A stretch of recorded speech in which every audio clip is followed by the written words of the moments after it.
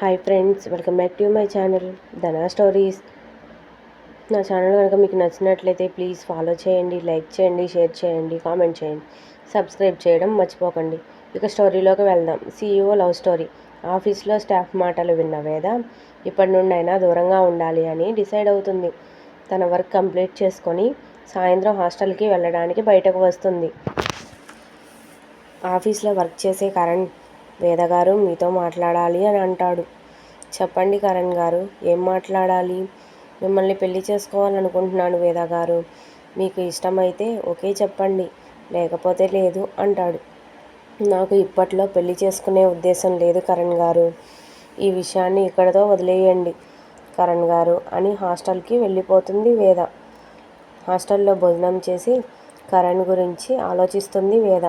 డైరెక్ట్గా ఎవరైనా పెళ్లి చేసుకుంటాను అని అడుగుతారా అని ఆలోచిస్తుంది. అప్పుడే బయటకు వచ్చిన వేదాంశ్, వేద కరణ్ మాటలు విన్న అతను వేద ఏం చెప్తుందా అని వెయిట్ చేస్తూ ఉంటాడు. వేద మాటలు విన్న వేదాంశ్ పెదవులపై సన్నని చిరునవ్వు వస్తుంది. అక్కడి నుండి ఎవరి దారి వాళ్ళు వెళ్ళిపోతారు. నెక్స్ట్ డే ఎలాగైనా వేదతో మాట్లాడాలి అనుకుంటాడు వేదాంశ్. మళ్ళీ ఒకసారి వేదాంశ్ శ్యామల గారితో మాట్లాడడానికి వెళ్తాడు. శ్యామల గారు తన నిర్ణయం అస్సలు మార్చుకోరు. సరే అమ్మా, నేను ఇంటి నుండి బయటకు వెళ్ళిపోవాలి అనుకుంటున్నాను. నువ్వు ఏం మారనప్పుడు నా నిర్ణయం కూడా నేను తీసుకుంటున్నాను.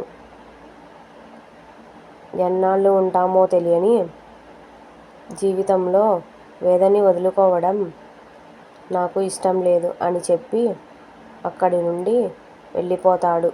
శ్యామల గారు ఎలాగైనా వేదతో మాట్లాడాలి అని అనుకుంటారు. నెక్స్ట్ డే ఆఫీస్కి బయలుదేరి వెళ్తుంది వేద. లంచ్ బ్రేక్ టైంలో వేదని కలవడానికి వస్తారు శ్యామల గారు.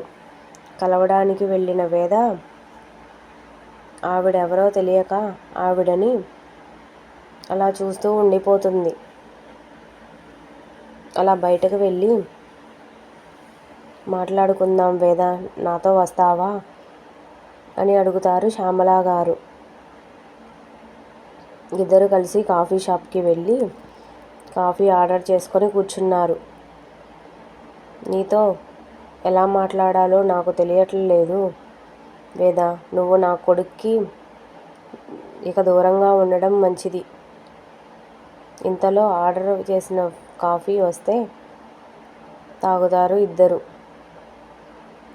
మీరు ఎవరో నాకు తెలియదు. మీరు ఎవరి గురించి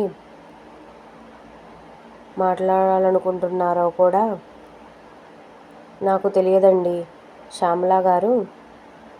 నేను కరెక్ట్ పర్సన్తోనే మాట్లాడుతున్నాను వేద. నా కొడుకు ఎవరో కాదు, CEO వేదాంశ్ వర్మ. అమ్మ, నేను ఒక అమ్మాయిని ప్రేమిస్తున్నాను అని నా కొడుకు వచ్చి డైరెక్ట్గా నాకే చెప్పాడు. నా స్టేటస్కు తగ్గ కోడల్ని వెతికాడు అనుకున్నాను. ఏమీ లేని మిడిల్ క్లాస్ అమ్మాయిని ప్రేమిస్తాడనుకోలా. ఇప్పటికైనా నా కొడుక్కి దూరంగా ఉండు వేద. నీకోసం నా కొడుకు దూరంగా వెళ్ళడానికి కూడా ఇష్టపడుతున్నాడు. నన్ను వదిలి నా కొడుకు కానీ నన్ను వదిలి దూరంగా వెళ్ళిపోతే నీకు జీవితం లేకుండా చేస్తా వేద. నీకు ఎంత డబ్బు కావాలంటే అంత డబ్బు ఇస్తా. నా కొడుక్కి దూరంగా ఉండు నువ్వు అని చెప్పి అక్కడి నుండి వెళ్ళిపోతారు శ్యామల గారు. శ్యామల గారు వెళ్ళిపోయిన తర్వాత వేద అక్కడే కూర్చొని నేనేం తప్పు చేశాను అని ఆలోచిస్తుంది వేద. ఈవిడ కొడుకు ప్రేమించానని చెప్పాడంట. ఈవిడ వచ్చి నాకు వార్నింగ్ ఇస్తుంది.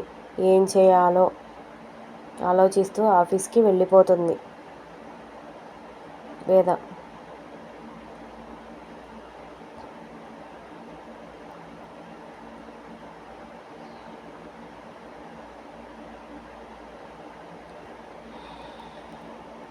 మార్నింగ్ ఆఫీస్కి వచ్చిన వేద తనతో సరిగ్గా మాట్లాడకపోవడం గమనిస్తాడు.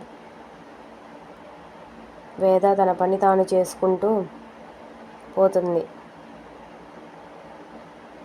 వేదాంశ్ కరణ్ గురించి ఆలోచిస్తూ ఉంటాడు. ఇన్ని రోజుల నుండి కరణ్ని నేనెందుకు అబ్జర్వ్ చేయలేదని ఆలోచిస్తాడు.